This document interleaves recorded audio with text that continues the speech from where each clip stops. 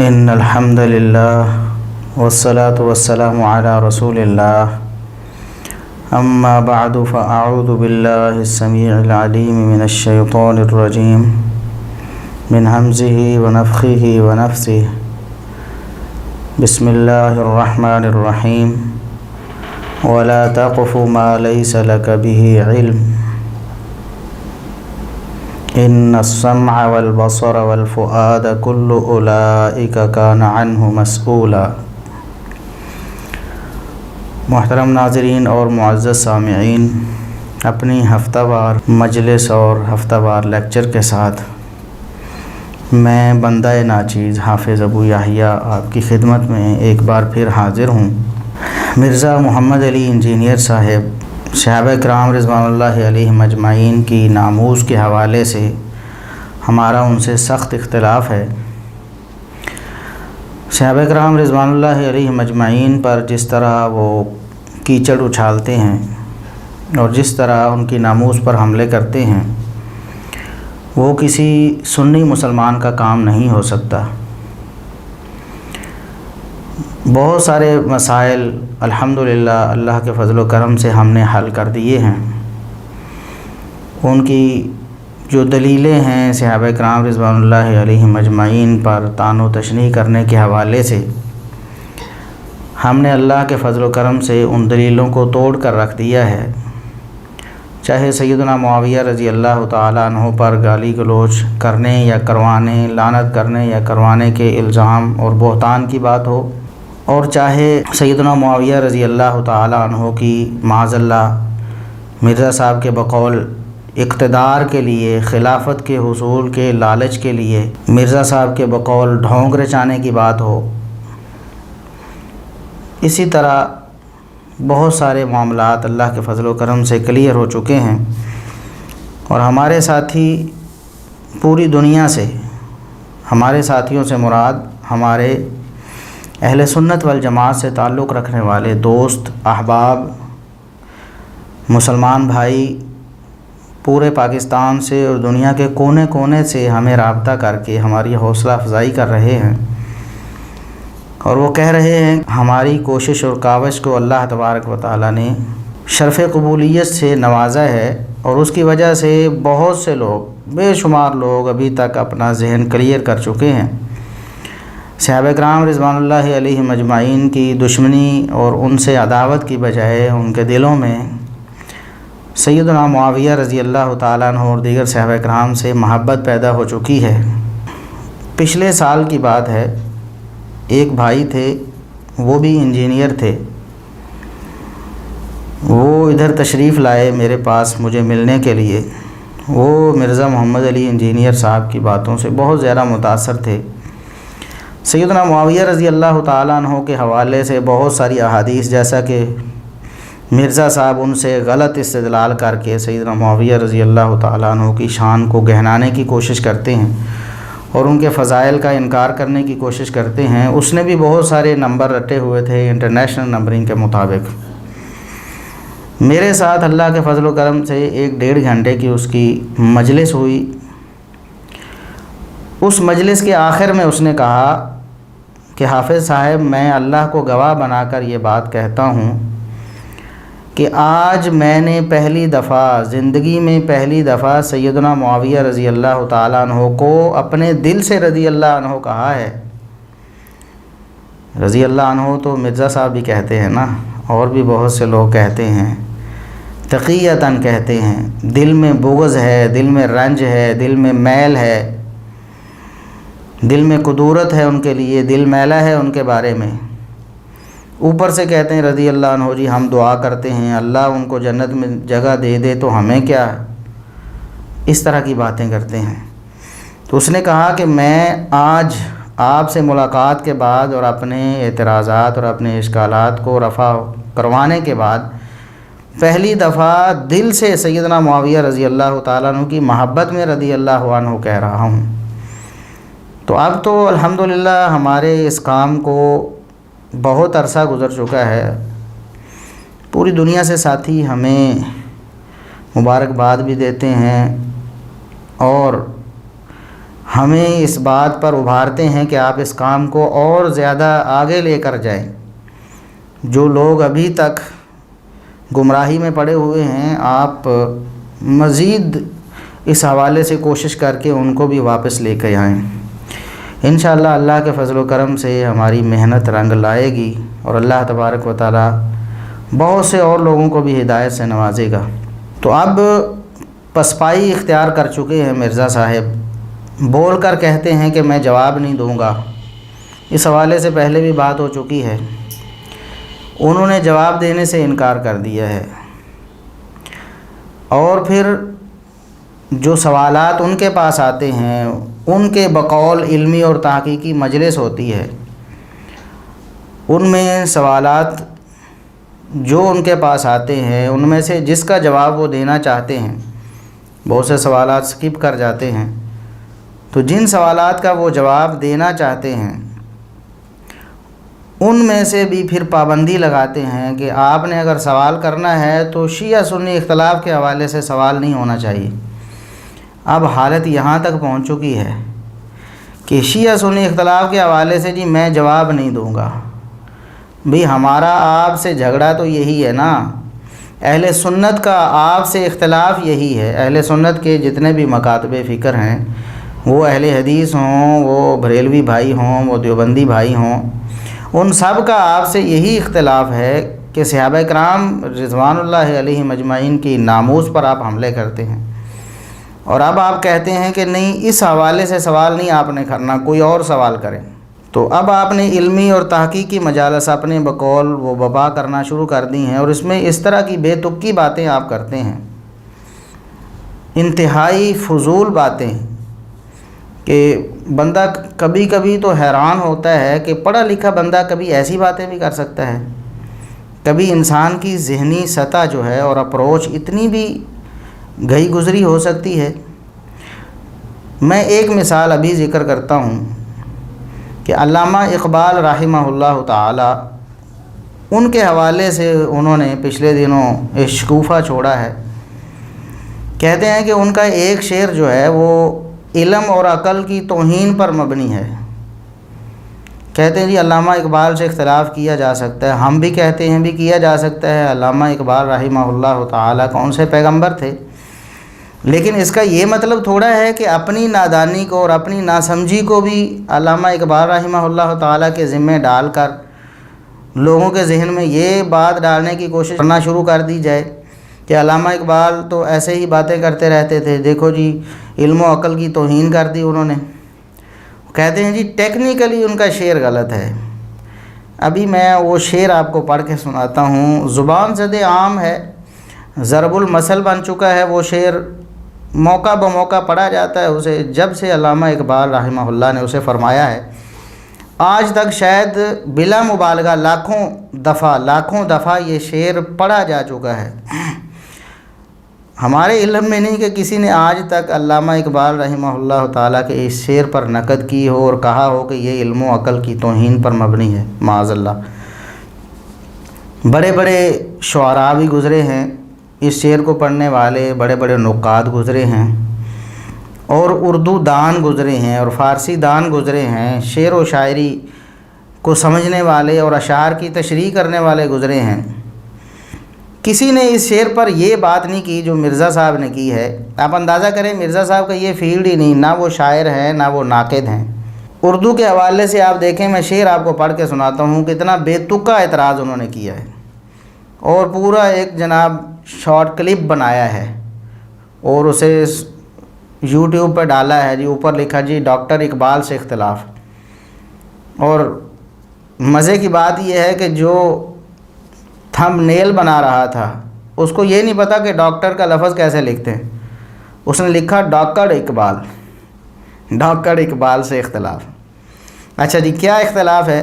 مرزا صاحب کہتے ہیں کہ یہ جو شعر انہوں نے کہا ہے نا کہ بے خطر کود پڑا آتش نمرود میں عشق، بے خطر کود پڑا آتش نمرود میں عشق، عقل ہے محو تماشائے لبے بام ابھی۔ کہتے ہیں کہ علامہ اقبال نے یہ شعر غلط کہا ہے، یہ شعر ٹیکنیکلی غلط ہے جی۔ پہلا اعتراض اس شعر پر کیا ہے جی بے خطر کود پڑا آتش نمرود میں عشق۔ کہتے ہیں کہ اقبال یہ کہہ رہے ہیں کہ ابراہیم علیہ السلام خود آگ میں کود گئے تھے، حالانکہ ابراہیم علیہ السلام تو خود آگ میں نہیں کودے، انہیں تو پھینکا گیا ہے، اور یہ خود آگ میں جانا یہ تو خودکشی ہوتی ہے۔ کیا اس شعر میں علم و عقل کی توہین نہیں؟ آپ علامہ صاحب کے اس شعر کو کیسے جسٹیفائی کریں گے؟ بھائی ہمیں کوئی ضرورت ہی نہیں کسی کو جسٹیفائی کرنے کی، یہ ٹیکنیکلی شعر غلط ہے، کیونکہ بے خطر کودا تو کوئی نہیں ہے، حضرت ابراہیم علیہ السلام نے خود تو چھلانگ نہیں ماری ہے، ٹیکنیکلی سپیکنگ کودا کہاں سے؟ ابراہیم علیہ السلام کو تو دھکا دے کے پھینکا گیا آگ کے اندر، خود کودتے تو خودکشی ہوتی، خودکشی تو اسلام میں حرام ہے۔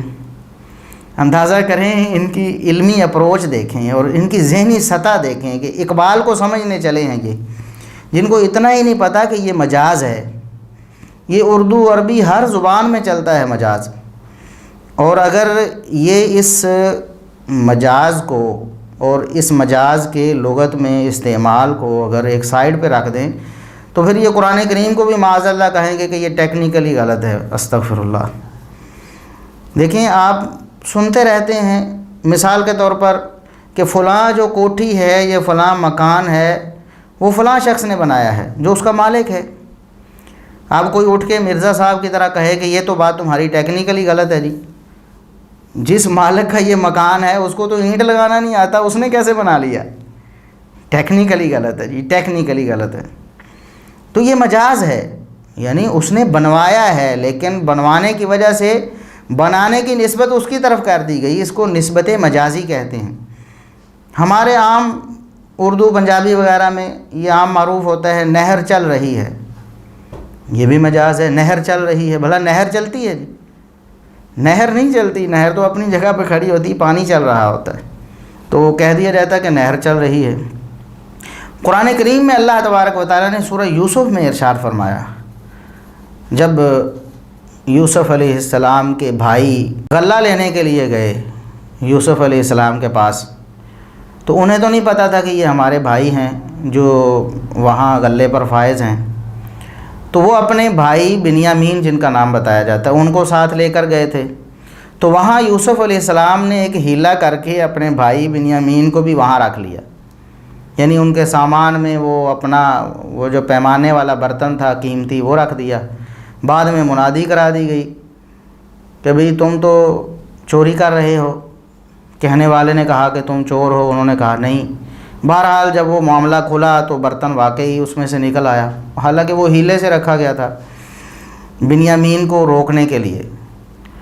جب بنیامین کو بھی انہوں نے رکھ لیا، اب واپس چلے گئے پھر والد کے پاس، تو اب تو وہ بڑے پریشان تھے کہ ہم کیا کریں، پہلے یوسف کو ہم نے اپنے ہاتھوں سے کنویں میں پھینک دیا، آج تک ہمارا والد پریشان تھا، ایک اور پریشانی ہم نے انہیں دے دی کہ ان کا بیٹا بنیامین بھی ہم ادھر چھوڑ آئے۔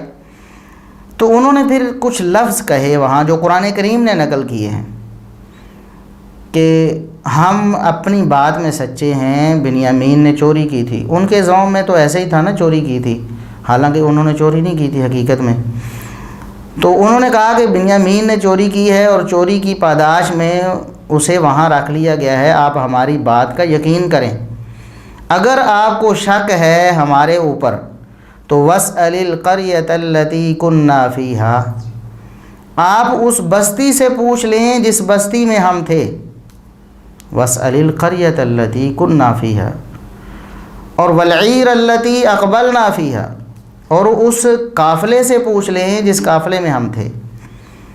اب کوئی ایسا سر پھرا ہوگا وہ کہے گا یہ ٹیکنیکلی غلط ہے جی، بستی بلا بول کے کبھی بتاتی، کبھی در و دیوار نے بھی بتایا ہے، بستی والے بتائیں گے نا، تو یہاں تو کہا گیا وَاسْأَلِ الْقَرْيَةَ الَّتِي كُنَّا فِيهَا۔ تو یہ مجاز ہوتا ہے میرے دوستوں اور بھائیوں، جو مرزا صاحب کو سمجھ نہیں آیا۔ اور میں ایک اس کی عام فہم مثال بھی آپ کو دیتا ہوں۔ کہہ دیا جاتا ہے کہ جی فلاں فوجی نے، فلاں سپاہی نے، فلاں مجاہد نے اپنی جان اللہ کی راہ میں قربان کر دی، اپنی جان اللہ کی راہ میں قربان کر، اس نے جان دے دی، تو کیا اس نے خودکشی کی ہوتی ہے؟ کیوں نہیں، کسی کافر نے مارا ہوتا ہے، کسی دشمن نے مارا ہوتا ہے نا، کبھی کسی نے کہا ہے کہ یہ غلط ہے، ٹیکنیکلی جملہ غلط ہے کہ اس نے اپنی جان دے دی؟ اس نے تھوڑی دی، اس کی تو زبردستی جان لے لی گئی تھی۔ بالکل یہی جو اعتراض ہے وہ علامہ اقبال رحمہ اللہ تعالیٰ پر مرزا صاحب نے کر دیا۔ کہتے ہیں کہ یہ ٹیکنیکلی غلط ہے۔ بھئی یہ مجاز ہے۔ ابراہیم علیہ السلام کے بس میں یہ بات تھی، اگر وہ اپنی توحید کی دعوت سے پیچھے ہٹ جاتے، کہہ دیتے کہ جو کچھ میں نے کیا ہے آئندہ میں یہ نہیں دہراؤں گا، میں توحید کی دعوت سے پیچھے ہٹ رہا ہوں، میں تمہارے بتوں کو اپنا معبود بنا رہا ہوں، تو فوراً ان کو پیچھے لے جایا جاتا، ان کو آگ میں کبھی نہ پھینکا جاتا۔ لیکن وہ اس بات پر بضد رہے کہ میں اپنی دعوت توحید میں بالکل سچا ہوں اور میں یہ دعوت دیتا ہی رہوں گا، تب انہوں نے پھر ابراہیم علیہ السلام کو آگ میں پھینکا۔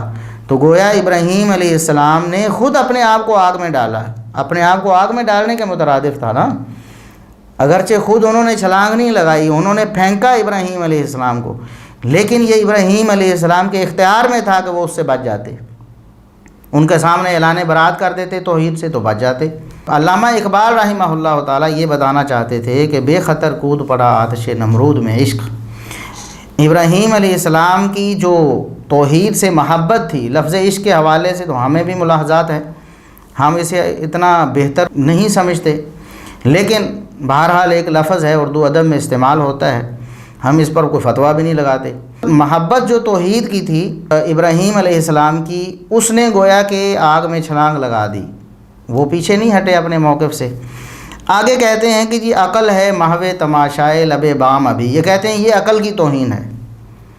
بھئی عقل کی توہین کیا ہے؟ آپ اگر اس کا سادہ اردو ترجمہ ہی کر لیتے، اگر آپ میں اتنی اہلیت ہوتی تو پھر علامہ اقبال رحمہ اللہ تعالیٰ پر آپ اعتراض نہ کرتے اور انہیں اس طرح کا معاذ اللہ بیوقوف ثابت کرنے کی کوشش نہ کرتے کہ وہ عقل کی توہین کر رہے ہیں۔ کہتے ہیں جی عقل تو دیکھیں دوسری جگہ پر علامہ اقبال نے عقل کی تعریف کی اور یہاں توہین کر رہے ہیں۔ علامہ اقبال رحمہ اللہ تعالیٰ کی ان الفاظ کا سادہ سا ترجمہ یہ ہے کہ اب تک عقل حیران ہے کہ ابراہیم علیہ السلام نے کتنا بڑا فیصلہ کیا اور کتنے مضبوط قدم تھے ان کے، کہ آگ کو سامنے دیکھ کر پتہ ہے مجھے آگ میں پھینکا جا رہا ہے، اس کے باوجود اپنے موقف پر ڈٹے رہے۔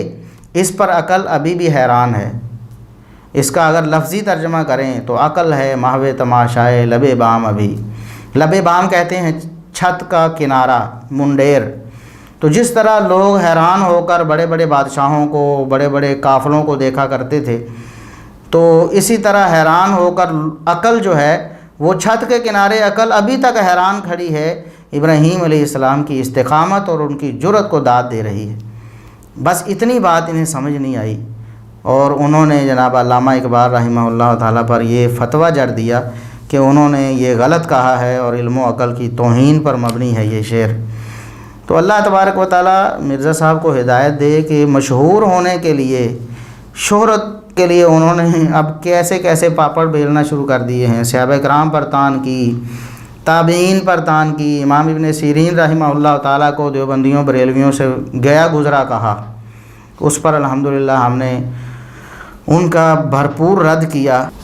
اس کے بعد ائمہ دین تو چیز ہی کیا ہیں، انہوں نے سارے اسلاف کے بارے میں بدزبانی کی، اس کا بیان بھی ہم پہلے کر چکے ہیں، ابھی آگے بھی کچھ بات آئے گی۔ پھر موجودہ دور کے علماء ان کے سامنے کیا ہیں۔ ابھی پچھلے دنوں توصیف الرحمن راشدی حافظہ اللہ تعالیٰ کے حوالے سے انہوں نے یہ الزام لگایا کہ ان کا نام پہلے توصیف حسین تھا تو انہوں نے اپنا نام بدل لیا، کیا ضرورت تھی نام بدلنے کی۔ اب اس پر ان سے سوال ہوا شیخ توصیف الرحمن راشدی حافظہ اللہ تعالیٰ سے، تو انہوں نے صاف طور پر کہا کہ میرا پیدائشی نام ہی توصیف الرحمن، میں نے بالکل نام کبھی تبدیل نہیں کیا ہے۔ السلام علیکم ورحمۃ اللہ وبرکاتہ۔ کسی بھائی نے یہ سوال کیا ہے کہ مرزا انجینئر مرزا آپ کے بارے میں یہ کہتا ہے کہ آپ کا نام توصیف حسین تھا جسے آپ نے بعد میں تبدیل کیا اور توصیف الرحمن رکھا۔ جس طرح وہ جھوٹ بولنے میں ماہر ہے تو اسی طرح ان کے جھوٹوں میں سے یہ بھی ایک جھوٹ ہے۔ میرا نام میرے ماں باپ نے پیدائش سے ہی الحمدللہ توصیف الرحمن رکھا تھا اور وہی میرا نام ہے، بعد میں تبدیل نہیں کیا گیا۔ یہ اس کے جھوٹوں میں سے ایک جھوٹ ہے۔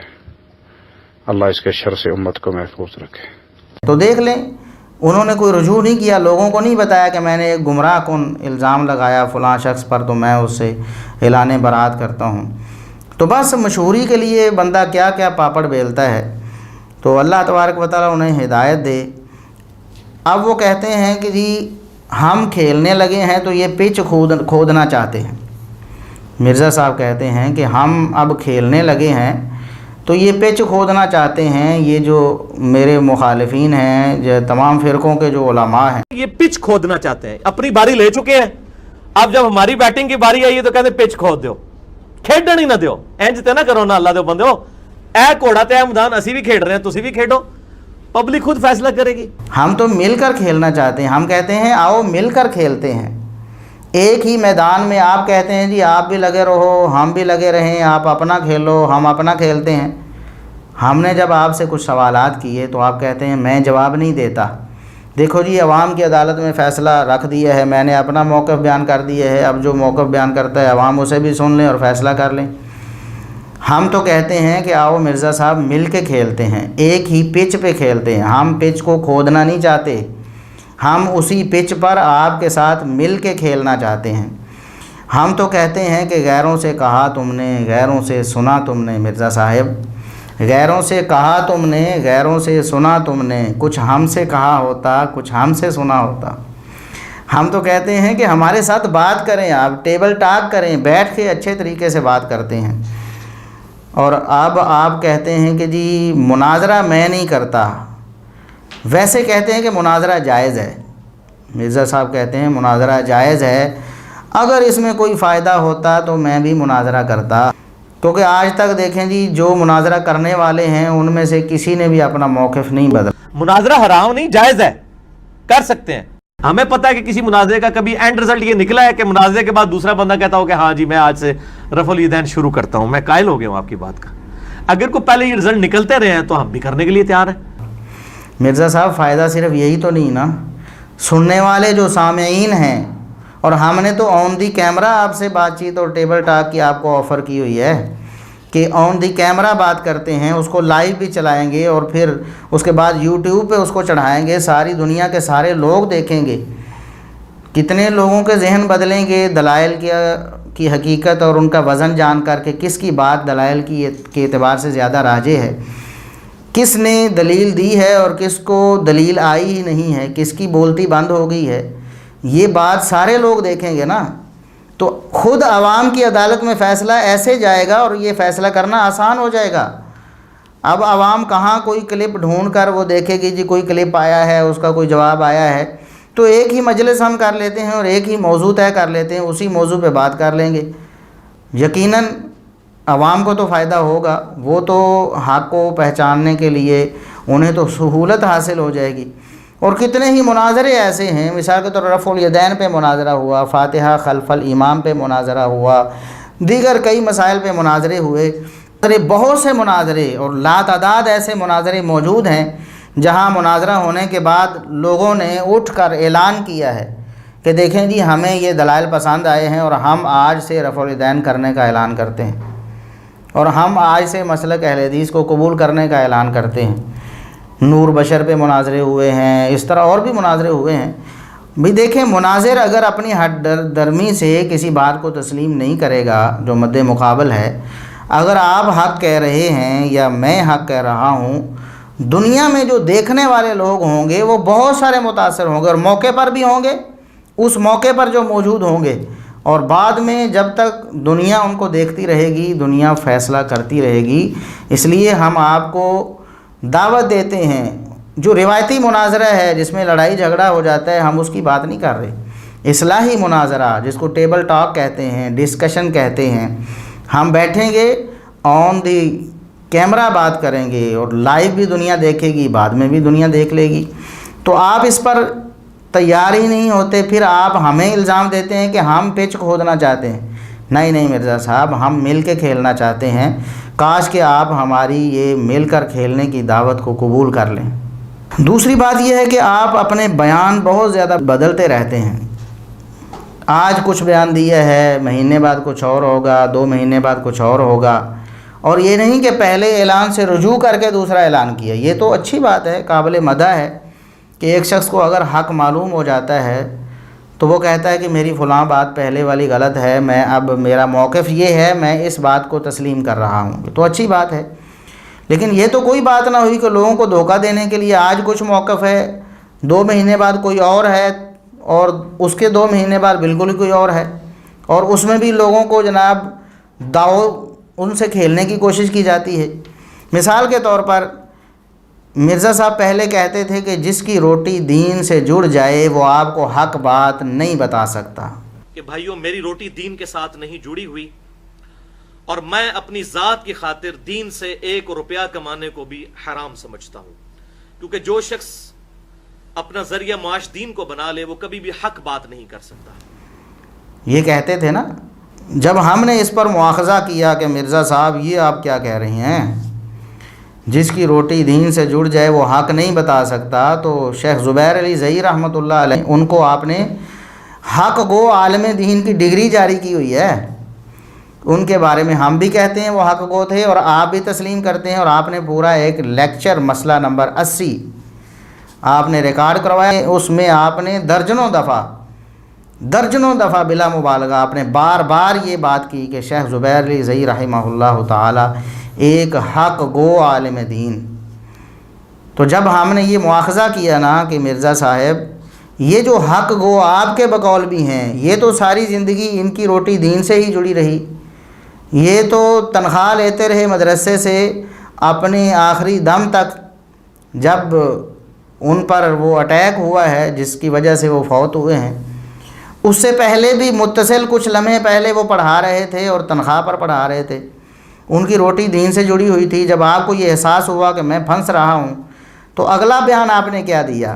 پھر آپ نے تھوڑا سا اضافہ کر دیا، جس کی روٹی دین سے جڑی ہو وہ حق بات نہیں بتا سکتا الا ماشاء اللہ۔ غیر محسوس انداز میں آپ نے الا ماشاء اللہ کا اضافہ کیا تاکہ آپ کی پرانی چوری نہ پکڑی جائے کہیں۔ اور پھر اس سے آگے پھر تھوڑے عرصے بعد پھر آپ نے کیا کہا وہ بھی ہم ناظرین کو سناتے ہیں۔ آپ نے کہا جی روٹی دین سے جڑ جائے تو غامدی صاحب کی اگر جڑ جائے تو پھر ٹھیک ہے، وہ لوگوں کو حق بتاتے ہیں، اور فرقہ وارانہ جو مولوی ہیں جی، فرقوں والے مولوی، ان کی روٹی دین سے نہیں جڑنی چاہیے، ان کی روٹی دین سے جڑے گی تو وہ حق نہیں بتائیں گے۔ غامدی صاحب البتہ اگر ان کی روٹی دین سے جڑ جائے نا، اور وہ آپ نے یہ بات کہی کہ غامدی صاحب کی روٹی دین سے جڑی ہوئی ہے، اس کے باوجود وہ حق لوگوں کو بتا رہے ہیں۔ کہ جو لوگ دین کے لیے وقف ہوئے ہیں، جو لوگ ان کو ہیلپ آؤٹ کر سکتے ہیں نا، بہتر لائف کے لیے ہیلپ آؤٹ کریں۔ اب غامدی صاحب کا کروڑوں کا خرچہ ہے مہینے کا، یعنی وہ پاکستان میں بھی آتے ہیں تو ان ہوٹلوں میں ٹھہرتے ہیں جن ہوٹلوں کے 1 دن کا کرایہ ہم لوگ نہیں دے سکتے، ہمارے پورے مہینے کی تنخواہ اتنی نہیں ہے، تو وہ کون دے رہا ہے خرچہ؟ کچھ سرکس ہے جنہوں نے خرچہ اٹھایا ہوا ہے، ٹھیک ہے۔ اس طرح جو لوگ وقف ہوئے ہیں تو اس حوالے سے ان لوگوں کی خدمت کرنی چاہیے، اور اگر وہ اپنا کوئی مینج کر سکتے ہیں سورس تو کر لیں، زیادہ بہتر ہے، لیکن ان لوگوں کی مدد ضرور کرنی چاہیے۔ مرزا صاحب آپ غامدیت کی طرف جا رہے ہیں، ابھی آئندہ تھوڑے ٹائم بعد بات ہونے والی ہے انشاءاللہ کہ آپ غامدی صاحب کے افکار سے کس قدر متاثر ہو رہے ہیں، اور آپ انکار حدیث کی طرف بھی جا رہے ہیں۔ غامدی صاحب آپ کے بقول وہ حق بتاتے ہیں نا، جس نے قادیانیوں کو مسلمان تسلیم کیا اور ان کا پورا زور یہ ہے کہ انہوں کو مسلمان تسلیم کرنا چاہیے، وہ آپ کے بقول حق گو ہے نا، روٹی دین سے جوڑ کر وہ حق کہہ رہا ہے۔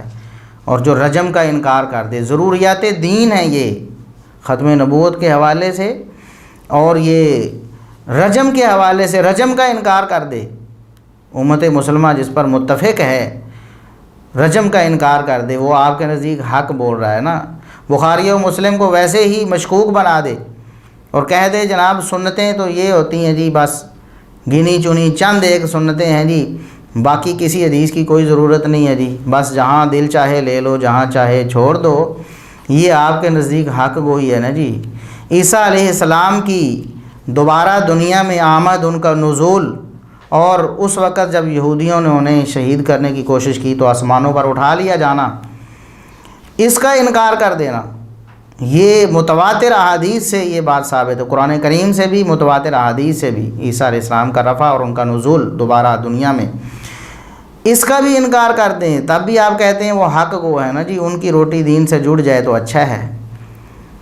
اور جو علماء صحابہ کرام رضوان اللہ علیہم اجمعین کی ناموس کا دفاع کرتے ہیں، جو علماء حدیث کا دفاع کرتے ہیں، جو علماء اجماع امت کا دفاع کرتے ہیں، اور جو علماء آپ کی گمراہیاں لوگوں کو بتاتے ہیں، آپ کہتے ہیں کہ نا نا نا نا یہ حق نہیں بتاتے، ان کی روٹی دین سے نہیں جوڑنی چاہیے۔ اب مجھے لگتا ہے کہ آپ اپنی روٹی بھی دین سے جوڑنا چاہتے ہیں، اس لیے اب غامدی صاحب کو چھوٹ دے رہے ہیں نا، تاکہ کل کو ہو تو میں نے پہلے کہا ہوا ہے نا جی، یہ فرقوں کے مولویوں کے لیے جائز نہیں ہے چندہ اکٹھا کرنا اور اسے صرف کرنا، یہ ہمارے لیے جائز ہے۔ جو صاحب کہتے ہیں جی یہ فرقے ہیں، یہ فرقے ہیں، فرقہ وارانہ اختلافات اور اس طرح کی رٹ لگا کر لوگوں کو خوشنما نعرے سنا کر ان کو اپنے پیچھے لگاتے ہیں جو، تو اب آپ گراؤنڈ تیار کر رہے ہیں۔ میرے خیال میں آپ کچھ عرصے بعد جو ہے نا وہ چندہ اکٹھا کرنا شروع کر دیں گے۔ تو ہم تو الحمدللہ شروع سے اسے جائز کہتے ہیں، ہم تو چندہ اکٹھا بھی کرتے ہیں، اس کو صرف بھی کرتے ہیں۔ رہی یہ بات جی لوگ کھا جاتے ہیں، وہ ہر شعبے میں لوگ ہوتے ہیں، ہسپتال بنانے والے بھی گھپلا کر لیتے ہیں بس اوقات، جنہوں نے لوگوں کے پیسے سے ہسپتال بنایا ہوتا ہے، اور پھر سرکار جو ہے گورنمنٹ وہ ٹیکس اکٹھا کرتی ہے، اس میں سے بھی گھپلے کر لیتے ہیں، وہ کرپشن کر لیتے ہیں۔ اس کا یہ مطلب تو نہیں ہے کہ اب ٹیکس اکٹھا کرنا جو حرام ہو جائے گا یا ناجائز ہو جائے گا، یا پھر ہسپتال کے لیے چندہ اکٹھا کرنا ناجائز ہو جائے گا۔ چندہ اکٹھے کیے بغیر تو کوئی مسجد نہیں چل سکتی۔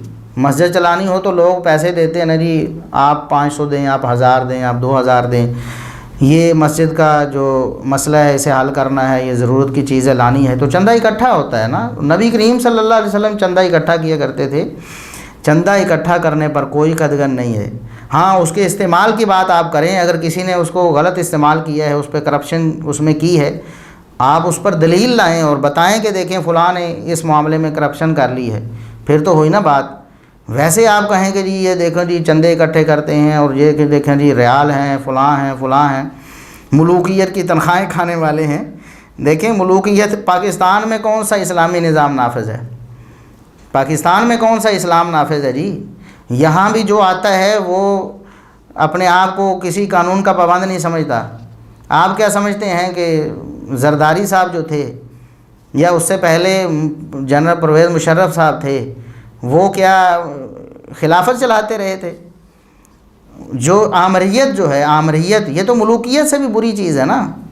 اس کی تنخواہیں آپ کھائیں تو پھر ٹھیک ہے جی، اور پھر زرداری کا دور میں آپ تنخواہیں اڑائیں تو پھر ٹھیک ہے، سرکاری تنخواہیں، اور نواز شریف کے دور میں آپ یہ کون سی جناب خلافت ہے؟ اب عمران خان صاحب اور دیگر حکمران جو نواز شریف صاحب کے ناقد ہیں، وہ تو کہتے ہیں کہ یہ مغل بادشاہوں والی انہوں نے بادشاہت لگائی ہوئی ہے، تو گویا ملوکیت ہی ہوئی نا۔ اس ملوکیت میں آپ تنخواہیں کھائیں تو پھر ٹھیک ہے۔ مولوی اگر کسی ملوکیت کی تنخواہ کھا لے اس پر آپ کو اعتراض ہوتا ہے؟ بھئی دیکھیں ہم نے آج تک کوئی ریال دیکھا بھی نہیں ہے شاید، یعنی ہاتھ میں پکڑ کے بھی شاید کوئی 500 1000 ریال کا کوئی نوٹ نہیں دیکھا ہے، ہمارے پاس کبھی ریال نہیں آیا ہے۔ ہم تو ادھر سے ہی تنخواہ لیتے ہیں، اسے کھاتے ہیں۔ لیکن اگر کوئی شخص سعودیہ میں ہے اور وہاں کی حکومت سے تنخواہ لیتا ہے تو آپ کو اس سے کیا ہے جی، ملوکیت کی تنخواہیں کھاتے ہیں؟ آپ بھی تو ملوکیت کی اور آپ آمریت کی، آپ جابریت کی تنخواہیں کھاتے ہیں۔ آپ ان لوگوں کی تنخواہیں کھاتے رہے ان کے ہاتھوں سے، ان کی حکومت میں، جنہوں نے مسلمانوں پر ظلم کیا، جنہوں نے امریکہ کو اڈے دیے اور جنہوں نے پاکستان کو تباہ و برباد کر دیا، اور یہ ساری جو آگ لگی ہے یہ سارے سب مسلمانوں کو پتہ ہے کہ یہ کن لوگوں نے اور کیسے کیسے کروایا ہے۔ ان سب کے ادوار میں آپ تنخواہیں کھاتے رہے، آپ کو کوئی بھی جھجک نہیں ہوئی اور آپ کو کوئی پریشانی نہیں۔ اور اگر سعودیہ میں اگر کوئی عالم یا کوئی مولوی صاحب وہاں تنخواہ کھا لیتے ہیں تو آپ کو پریشانی ہو جاتی ہے، جی ملوکیت کی تنخواہیں کھاتے ہیں، جی ملوکیت کی تنخواہیں کھاتے ہیں۔ تو اب آپ نے یو ٹرن لینا شروع کر دیا ہے۔ پہلے کہا کہ جس کی روٹی دین سے جڑ جائے حق بات کہہ ہی نہیں سکتا، پھر آپ نے کہا کہ جس کی روٹی دین سے جڑ جائے وہ حق بات نہیں بتا سکتا الا ماشاء اللہ۔ تھوڑا سا استثناء نکالا آپ نے تاکہ میں پھنسوں تو فوراً یہ جواز پیش کر دوں کہ میں تو یہ سمجھتا تھا اور اب اس کے بعد آپ نے غامدی صاحب کی مثال پیش کر کے کہا جی غامدی صاحب وہ 5 اسٹار ہوٹلوں میں جا کے رہتے ہیں تو وہ اسی جو پیسہ اکٹھا ہوتا ہے دین کے نام پر اسی سے وہ اپنی ساری مراعات وغیرہ لیتے ہیں، اسی پہ سفر کرتے ہیں، اسی سے وہ کہیں اسٹے کرتے ہیں کسی 5 اسٹار ہوٹل پہ، تو ان کے لیے جائز ہے جی، کیوں؟ وہ حق گو ہیں۔ واہ سبحان اللہ، غامدی صاحب آپ کے نزدیک حق گو ہیں، اور جو قرآن و سنت کے دیوانے اور متوالے ہیں، جو قرآن و سنت کے پہرے دار ہیں، وہ آپ کے نزدیک جناب وہ تو فرقہ پرست ہیں، لہٰذا ان کو چندہ لینے کا کوئی حق نہیں ہے۔ اس کے بعد آپ ہر وقت اپنی مشہوری کرتے رہتے ہیں، لوگوں کو بتاتے رہتے ہیں جی میرے ویوز بہت زیادہ ہیں، سبسکرائبرز بہت زیادہ ہیں۔ کیا یہ حق پر ہونے کی کوئی دلیل ہے کہ جس کے ویوز بہت زیادہ ہوں یا یوٹیوب پہ حق پر ہونے کی کون سی دلیل ہے؟ دنیا میں کتنے کروڑ شیعہ ہیں، کتنے کروڑ شیعہ ہیں، ان میں سے اگر 1,00,000 1.5 لاکھ شیعہ کا آپ کو لائک مل گیا ہے یا ویو مل گیا ہے یا انہوں نے آپ کو سبسکرائب کر لیا ہے تاکہ سنیوں کے خلاف وہ جناب پیش کر سکیں کہ دیکھیں جی یہ سنی عالم جو حق گوئی کر رہا ہے، تو اس میں آپ خوش ہونے کی کیا بات ہے؟ وہ تو تبرعی ہیں، وہ تو ابوبکر و عمر اور عثمان پر بھی تبرع کرتے ہیں، انہیں تو کوئی شرم و حیا نہیں ہے، وہ تو آپ کی باتیں اپنے چینلز پر ڈالتے ہیں۔ ہم نے خود دیکھا ہے جی، مظلوم جعفری، پتہ نہیں اس طرح کے کتنے ہی چینلز ہیں جنہوں نے آپ کی ویڈیوز جو ہیں اہل سنت کے خلاف، اور پھر صرف سیدنا معاویہ رضی اللہ تعالیٰ عنہ کے خلاف نہیں، ابوبکر و عمر اور عثمان کے خلاف بھی آپ کی جو انہوں نے باتیں پیش کی ہوئی ہیں اور آپ نے جس انداز میں کی ہیں انہیں وہ بہت پسند ہے۔ اس لیے ہم کہتے ہیں کہ کسی کی بھی غلطی اگر کسی صحابی سے انسان ہوتے ہوئے غلطی ہو گئی ہے تو آپ عام لوگوں میں تو اسے بیان ہی نہیں کریں گے، ہاں جن لوگوں کو کوئی اشکال ہے یا جو لوگ سمجھدار ہیں ان کے سامنے وہ بیان کریں گے، لیکن بیان کریں گے صرف بیان کرنے کی حد تک، یا جو مقصد ہے جو اشکال ہے اس کو رفع کرنے کی حد تک۔ آپ تو اچھالتے ہیں انہیں جناب، فلاں نے دیکھو ایسے کر دیا، فلاں نے ایسے کر دیا۔ اس کا نتیجہ یہ ہے کہ آپ کی ہی تقریریں اور آپ کی ہی ویڈیوز وہ جو شیعہ ہیں، جو رافضی ہیں، جو ابوبکر و عمر کے بھی دشمن ہیں، جو سیدہ عائشہ رضی اللہ تعالیٰ عنہ پر بہتان معاذ اللہ لگاتے ہیں، جو انہیں بد کردار کہتے ہیں، وہ شیعہ آپ کی ویڈیوز کو استعمال کرتے ہیں اہل سنت کے خلاف اور ان صحابہ کرام کے خلاف جن سے محبت کا آپ بھی دعویٰ کرتے ہیں۔ تو اس لیے اگر کروڑوں شیعوں میں سے، کروڑوں رافضیوں میں سے 1-2 لاکھ رافضیوں نے آپ کو سبسکرائب کر لیا ہے تو اس میں کیا خوشی کی بات کیا ہے؟ اہل حق کون ہیں آپ کے ساتھ؟ کون ہیں اہل حق آپ کے ساتھ؟ آپ بتا سکتے ہیں کہ کتنے لاکھ سبسکرائبرز جو ہیں یا کتنے لاکھ ویوز آپ کو اہل سنت سے ملے ہیں جو سنی لوگوں نے آپ کو سنا ہے؟ آپ تو خود سنی نہیں رہے ہیں نا، آپ کے عقائد سنیوں والے نہیں ہیں، تو آپ کو سننے والے کیسے سنی ہوں گے؟ وہ بھی ظاہر ہے یا رافضی ہوں گے یا پھر نیم رافضی ہوں گے۔ سنیت سے تو وہ نکل چکے ہیں جب صحابہ کرام کے حوالے سے وہ برزن ہو گئے، لہٰذا آپ کو خوش ہونے کی کوئی ضرورت نہیں ہے۔ اور آپ اتنا بڑا دعویٰ کرتے، اتنا بڑا دعویٰ جو خود اپنے بقول آپ خود ہی رد کر رہے ہوتے ہیں اسے۔ آپ کہتے ہیں جی کوئی مسئلہ ایسا نہیں ہے جو میں نے حل نہ کیا ہو۔ رومن میں جناب آپ یوٹیوب پہ گوگل پہ لکھیں فلاں مسئلہ ہے اور مرزا محمد علی کو نام لکھیں، جناب ہر مسئلہ میں نے حل کر دیا ہے، وہ آپ کو مل جائے گا۔ تو پھر اب آپ کیا کر رہے ہیں جناب؟ اگر ہر مسئلہ آپ نے حل کر دیا ہے پہلے سے ہی، اب آپ کیا کر رہے ہیں؟ خود آپ کہتے ہیں جب سوال آتا ہے جی یہ سوال میرا فلاں جناب لیکچر سن لیں، اس میں میں نے بیان کر دیا ہے، میں اس کو ریپیٹ نہیں کروں گا، اور دوسرے سوالوں کے آپ جوابات دیتے ہیں۔ اس کا مطلب یہ ہے کہ آپ کو پتہ ہوتا ہے کہ یہ مسئلہ میں نے حل نہیں کیا ہے، اس لیے میں اس سوال کا جواب دے رہا ہوں، لیکن دوسری طرف آپ کا دعویٰ یہ ہے کہ میں نے ہر مسئلہ حل کر دیا، جو بھی مسئلہ ہو آپ جناب لکھیں اور اس کو سرچ کر لیں، وہ آپ کو مل جائے گا۔ اتنے بڑے دعوے آپ کرتے ہیں، یہ صرف مشہوری کا چکر ہے، اس کے علاوہ ہمیں تو کچھ نظر نہیں آتا۔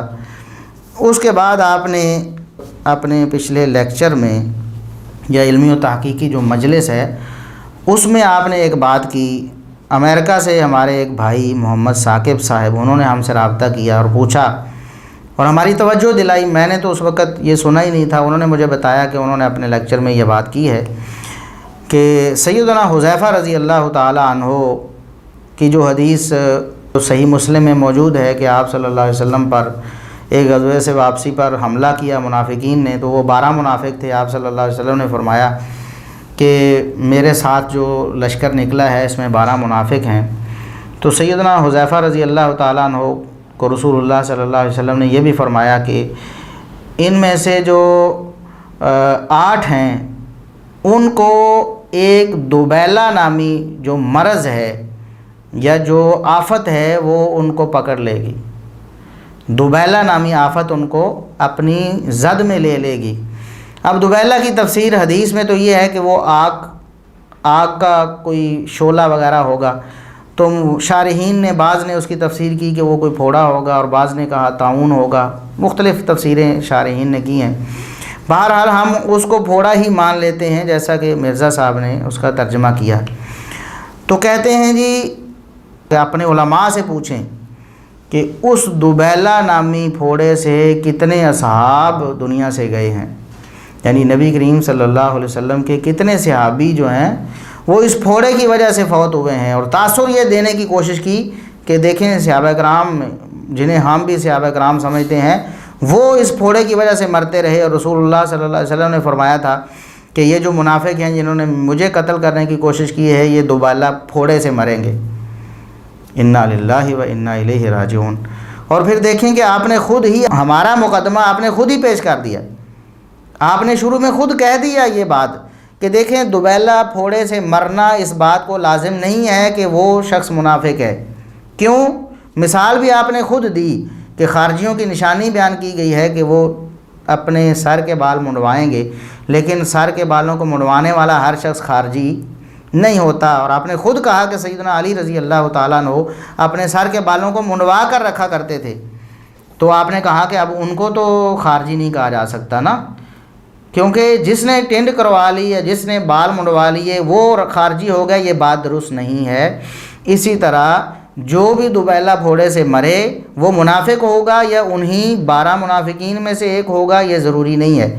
یہ تو خود آپ نے کہہ دیا۔ جب یہ کہہ دیا تھا تو اس کے بعد لوگوں کو الجھن میں ڈالنے کی کیا ضرورت تھی، اور صحابہ کرام سے بدگمان کرنے کی کیا ضرورت تھی؟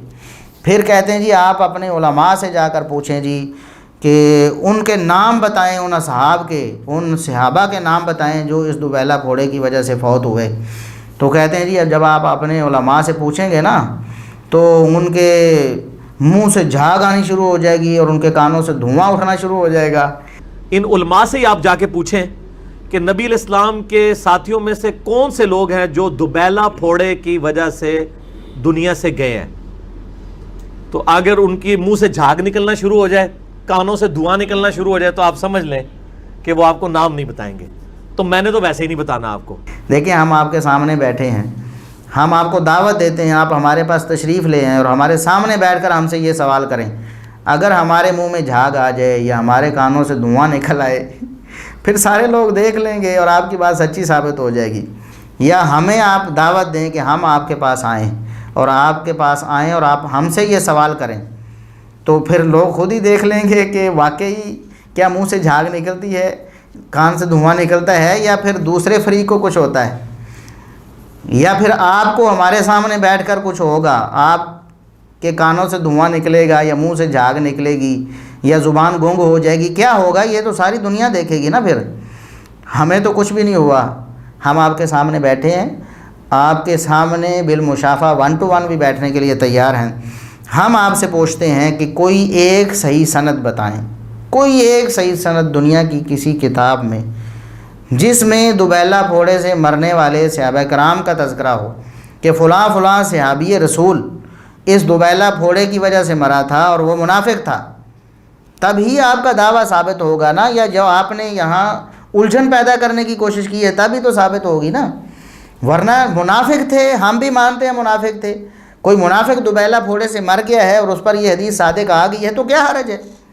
اگر کسی صحابی رسول پر، جس کو ہم صحابی رسول کہتے ہیں، سیدنا معاویہ رضی اللہ تعالیٰ عنہ ہوں، ابو موسیٰ اشعری ہوں، وہ عمر بن عاص ہوں، وہ کوئی بھی صحابی ہوں جن کے بارے میں ہمارا آپ سے اختلاف ہے، ان میں سے کسی ایک کے بارے میں بتائیں کہ یہ حدیث اس پر فٹ ہوتی ہو، یا محدثین میں سے کسی نے کہا ہو کہ یہ حدیث فلاں صحابی رسول پر فٹ ہوتی ہے اور اس حدیث سے اس کا نفاق ثابت ہوتا ہے، تب تو آپ کہیں نا کہ ہمارے کانوں سے دھواں نکلے، ہم پریشان ہو جائیں، یا پھر ہمارے منہ سے جھاگ نکلے، ہم پریشان ہو جائیں۔ ہمیں کیا پریشانی ہے؟ ہم آپ سے سوال کرتے ہیں، اور تا قیامت آپ کے لیے یہ اسائنمنٹ ہے کہ آپ نے تلاش کر کے دینے ہیں ہمیں ان صحابہ کرام کے نام جن کو ہم صحابہ کرام کہتے ہیں، جن پر یہ حدیث صادق آتی ہو، اور اگر جن کو ہم صحابہ کرام کہتے ہیں ان میں سے کسی پر یہ حدیث صادق نہیں آتی تو پھر لوگوں کو الجھن میں ڈالنے کی کیا ضرورت ہے جی؟ اپنے علماء سے جا کر پوچھیں جی، ان کے منہ سے جھاگ نکلے گی اور کانوں سے دھواں نکلے گا۔ نہیں مرزا صاحب، ایسا کچھ نہیں ہوگا۔ ایسا اب آپ کے ساتھ ہوگا جب آپ ہمارے اس سوال کا جواب دیں گے، اور تا قیامت آپ جواب نہیں دے سکتے۔ یہ بالکل ایسے ہی سوال ہوتے ہیں نا۔ ہمارے علاقے میں قادیانی بہت زیادہ تھے، میرے آبائی گاؤں میں، تو وہاں چونکہ گاؤں میں لوگ کم پڑھے لکھے ہوتے ہیں، وہ ان کو بہت زیادہ پریشان کرتے تھے، اور جو مسجد کے امام صاحب ہوتے وہ بھی بیچارے تھوڑے پڑھے لکھے ہوتے تھے۔ تو وہ ان کا ایک امیر تھا جس کا نام امان اللہ تھا، یعنی وہ بابا تھا، 75 سال اس کی عمر تھی، اس وقت کی بات ہے، یہ 10 سال پہلے کی بات ہے۔ اب تو شاید پتہ نہیں وہ دنیا سے چلا گیا یا اب ہے یا کس حالت میں ہے، بہت بوڑھا ہو گیا ہوگا۔ اس وقت بھی لاٹھی کے سہارے چلتا تھا۔ تو امان اللہ اس کا نام تھا، بابے کا، قادیانی تھا، وہ ان کا امیر تھا اس علاقے کا۔ وہ ہر امام کے پاس جاتا، ہر مولوی کے پاس جاتا، یا اس کو کہیں راستے میں ملتا تو سوال کرتا الٹے سیدھے سے۔ مثال کے طور پر اکثر سوال کرتا کہ عیسیٰ علیہ السلام کی نانی کا نام بتائیں۔ اب ہر بندہ کوئی، ویسے بھی وہ تو قرآن حدیث میں تو کسی صحیح حدیث میں نہیں ہے، قرآن کریم میں نہیں ہے، کسی تاریخی اور بنی اسرائیلی روایت میں ہوگا، تو ہر شخص نے وہ ساری تاریخ پڑھی تھوڑی ہوتی ہے یا اس کو مستحضر تھوڑی ہوتی ہے۔ وہ سن کر تھوڑے پریشان ہو جاتے، یار اس کو کیا جواب دیں، عیسیٰ علیہ السلام کی نانی کے کیا نام ہے، اور شاید یہ کوئی قرآن میں آیا ہو یا کسی حدیث میں آیا ہو، ابھی ہمیں یاد نہیں ہے۔ وہ پریشان ہو جاتے، تو وہ انہیں کہتا جی میری بیعت کر لو، آپ کو تو جواب ہی کوئی نہیں آیا۔ یا جو لوگ سن رہے ہوتے یا جن لوگوں کو جا کر وہ اپنی بہادری کا قصہ سناتا، انہیں کہتا کہ دیکھو جی یہ لوگ ایسے ہیں، ان کو تو پتہ ہی کوئی نہیں ہے، تو آپ ہماری بیعت کر لو۔ جن کو پتہ ہی نہیں ہے، اتنا سا سوال جنہیں نہیں آتا، عیسیٰ علیہ السلام کی نانی کا نام نہیں آتا، تو وہ آپ کو کیا مطلب ہدایت بتائیں گے، یا ان کو قرآن حدیث کا کیا پتہ ہے؟ پر وہ بہت زیادہ پریشان کرتا رہا ہے ایسے ہی۔ تو مجھے میرے جو رشتہ دار تھے، میرے کزن لگتے تھے، میرے والد صاحب کی پھوپھی کے بیٹے تھے، ہمارے تایا، ان کے جو بیٹے تھے انہوں نے مجھ سے بات کی۔ میں اس وقت مدرسے میں پڑھتا تھا، ابھی ستیانہ بنگلہ میں، فیصل آباد۔ تو انہوں نے مجھے کہا کہ جی اس طرح ایک بندہ ہے مرزائیوں کا، وہ امیر ہے، وہ تو کسی مولوی کو ٹکنے نہیں دیتا، ایک سوال کرتا ہے تو مولوی صاحب بھاگ جاتے ہیں، چپ ہو جاتے ہیں، وہ ہمیں کہتا ہے جی ہماری بیعت کر لیں، آپ ان سے بات کریں۔ میں نے کہا ٹھیک ہے، بات کرتے ہیں۔ ہم ایک بیٹھک میں اکٹھے ہو گئے۔ میں نے اسے پھر اس طرح کا سوال کرنے کا موقع ہی نہیں دیا، یعنی میں نے اقدامی سوال کر لیا نا۔ میں نے جاتے ہی پہلے تو کہا کہ آپ کا ہمارے ساتھ اختلاف مرزا صاحب کی نبوت پہ ہے نا، مرزا صاحب کی نبوت، تو ہم مرزا صاحب کی بات ہی کریں گے، کسی اور کی بات ہم نے نہیں کرنی۔ اس نے کوشش کی جی دیکھیں عیسیٰ علیہ السلام فوت ہو گئے ہیں، قرآن میں لکھا ہے ادھر ادھر۔ میں نے کہا کہ اگر ہم تھوڑی دیر کے لیے یہ مان لیں تمہاری بات کہ عیسیٰ علیہ السلام فوت ہو گئے ہیں، پھر بھی کسی عیسیٰ کی آمد کا جو تذکرہ ہے وہ آپ کے مرزا صاحب پر کیسے فٹ ہو جائے گا؟ بات تو آپ کے مرزا صاحب پہ آ کے ٹکے گی، تو ہم کیوں اتنی لمبی چوڑی بحث کریں؟ ہم ڈائریکٹ مرزا صاحب پہ بات کر لیتے ہیں، مرزا قادیانی پہ۔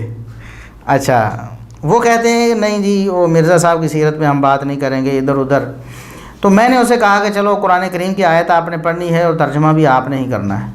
مجھے پتہ تھا کہ یہ جاہل آدمی ہے، تو میں نے کہا قرآن کریم کا ترجمہ آپ نے خود کرنا ہے۔ کہتا نہیں جی یہ دیکھو آپ کا فلاں بزرگ کا ترجمہ ہے۔ میں نے کہا نہیں، فلاں بزرگ ہم نہیں کسی بزرگ کو یہاں مانتے، ہم نے آپ سے ترجمہ سننا ہے۔ فلاں بزرگ کا ترجمہ وہ ہمارے لیے ہوگا، آپ کے لیے تھوڑا ہے، آپ خود ترجمہ کریں۔ قرآن کریم کی جو آیت آپ پیش کرنا چاہتے ہیں نا، عیسیٰ علیہ السلام فوت ہو گئے ہیں یا نبوت جاری ہے، آپ نے اس کا ترجمہ خود کرنا ہے۔ اب وہ آئیں بائیں شائیں کرے، بات ہی نہیں اس کو آ رہی تھی۔ کافی دیر کو بحث مباحثے کے بعد کو آدھا گھنٹہ گزر گیا تو اس نے تسلیم کر لیا جی مجھے قرآن کا ترجمہ نہیں آتا۔ تو میں نے یہ ٹرننگ پوائنٹ تھا، لوگ تو بڑے پریشان تھے اور سمجھتے تھے اس سے تو کسی نے بات ہی نہیں کرنی، سارے مولوی بیچارے چپ ہو جاتے ہیں۔ میں نے اسے کہا کہ آپ قرآن کریم کی آیت کا ترجمہ کریں، تو اس نے کہا جی مجھے ترجمہ نہیں آتا۔ تو میں نے کہا آپ کو کیا حق ہے کہ آپ لوگوں کو کہیں گے آؤ جی مرزا صاحب کی بیعت کرو؟ آپ کو تو قرآن کا ترجمہ بھی نہیں آتا، آپ لوگوں کو کہتے ہیں کہ اس کو عیسیٰ علیہ السلام کی نانی کا نام نہیں آتا، حالانکہ قرآن میں کوئی نہیں، کسی صحیح حدیث میں نہیں، تو آپ کو تو قرآن کا ترجمہ نہیں آ رہا قرآن کریم کی آیت کا، آپ نے کسی سے کیا بات کرنی ہے؟ بہرحال وہ بڑا پریشان ہو گیا، نادم ہو گیا، وہ خاک میں مل گیا۔ حالانکہ وہ لینڈ لارڈ تھا، اس کے پاس زمینیں بہت زیادہ تھیں، سارے اکثر ادھر کے ارد گرد کے لوگ جو ہیں وہ اس کے مزارع تھے، یعنی اس کے ملازم تھے دوسرے لفظوں میں، تو لوگ کوئی اس سے اونچی آواز میں بات ہی نہیں کرتا تھا، تو میں نے اس کو الحمدللہ وہاں پریشان کر دیا۔ تو یہ وہی بات ہے، جس طرح وہ اپنی بات کسی کو اپنا روب ڈالنے کے لیے عیسیٰ علیہ السلام کی نانی کا نام کیا ہے جی، بے تکا سوال، اس سوال کا کیا فائدہ ہے، اور مرزا صاحب کی نبوت سے اس کا کیا تعلق ہے؟ اسی طرح دیکھو جی ان اصحاب کے نام آپ جو پوچھ کے آؤ علماء سے، اور بھئی علماء آپ کو کیا کہتے ہیں؟ علماء کہتے ہیں کہ صحابہ کرام میں سے کوئی شخص اس پر یہ حدیث فٹ نہیں ہوتی کہ ان میں سے جو منافق تھے جو دوبیلا پھوڑے سے مرنے تھے، کوئی صحابی ان میں نہیں ہے۔ آپ کے پاس اگر کوئی دلیل ہے تو صحیح سند کے ساتھ تا قیامت جب تک آپ کی زندگی ہے، فوت ہونے سے پہلے آپ وہ لوگوں کو بتا کر جائیں، اور لوگوں کو پتہ چلے کہ آپ اپنی جو خجالت ہے اور اپنی جو کم علمی ہے وہ آپ لوگوں پر ڈالنا چاہتے ہیں، دوسرے علماء پر، جی ان سے جا کر پوچھو، آپ کو خود نہیں پتہ ہے۔ آپ بتائیں کسی ایک صحابی کا نام جس کو ہم صحابی سمجھتے ہیں، جس کی ہم عزت کرتے ہیں، کسی ایک کے بارے میں کہ محدثین نے کہا ہو یا کسی صحیح سند میں ہو کہ اس پر یہ حدیث فٹ ہوتی ہے، بات ختم، ہم آپ کی بات ماننے کے لیے تیار ہوں۔ اعلان، ہم یہ اعلان کریں گے، لوگوں کو بتائیں گے کہ دیکھیں مرزا صاحب نے ہمیں دلیل دے دی اور ہم نے مان لی۔ اب یہ آپ کے لیے اسائنمنٹ ہے۔ اسی طرح آپ ضعیف روایات کو بیان کرنے کے حوالے سے بہت تضاد بیانیاں کرتے، اتنی تضاد بیانیاں تو شاید میں نے کسی کی نہیں سنی، اور ہٹ درمی پر مبنی آپ کا یہ رویہ ہے۔ آپ یہ اعلان کرتے رہتے ہیں جی میں نے حق پرستی کی ہے، میں حق گوئی کرتا ہوں، دیکھو جی فرقوں کے مولوی اپنے اپنے فرقوں کو بچاتے ہیں، جی میں تو حق جو ہوتا ہے وہی اعلان کرتا ہوں۔ تو مرزا صاحب آپ سے پوچھا گیا کہ آپ نے اپنے پمفلٹ ریسرچ پیپر 5B میں ضعیف روایات ڈالی ہوئی ہیں، یہ آپ سے سوال ہوا، تو آپ نے کہا ضعیف روایتیں؟ ہم یہ کہتے ہیں کہ اس ریسرچ پیپر میں کوئی ایک روایت ایسی دکھائیں جس کے دور حاضر کے کسی ایک محدث نے بھی صحیح نہ کہا ہو۔ ضعیف روایتیں ہم یہ کہتے ہیں کہ اس 5B ریسرچ پیپر میں کوئی ایک روایت ایسی دکھائیں جس کو دور حاضر میں کسی محدث نے صحیح نہ کہا ہو۔ یعنی سوال کیا گیا کہ آپ نے ضعیف روایتیں ڈالی ہیں کہ نہیں، جواب یہ ہونا چاہیے تھا کہ نہیں ڈالی، یا پھر ڈالی ہیں۔ کیوں جی؟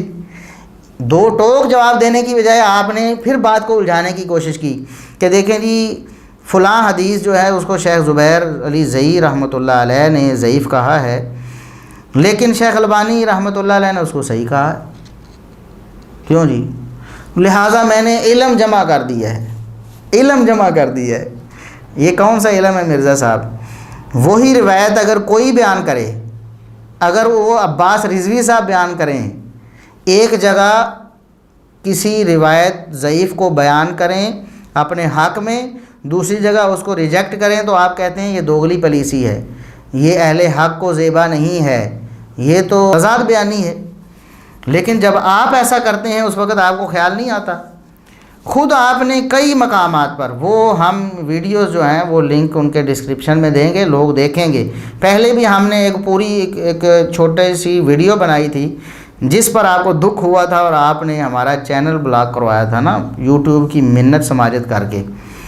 وہی ویڈیو، اس میں ہم نے آپ کی دوغلی پلیسی بتائی تھی کہ ایک جگہ آپ کہتے ہیں کہ امام اعمش جو ہیں وہ امام المدلسین ہیں، اور کسی عام مدلس کی روایت جب تک سماع کی تصریح نہ کرے قبول نہیں ہوتی، تو امام المدلسین کی روایت کیسے قبول ہو سکتی ہے؟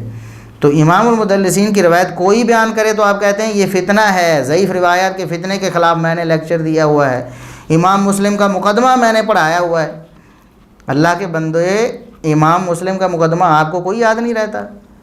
امام مسلم نے کیا ایسا اصول لکھا ہے کہ مدلس کی روایت جب آپ کے حق میں آ رہی ہو تو اس کو علم کہہ کے جمع کر دیں، اوپر سر ورق پہ لکھ دیں کہ صحیح الاسناد روایتیں ہیں؟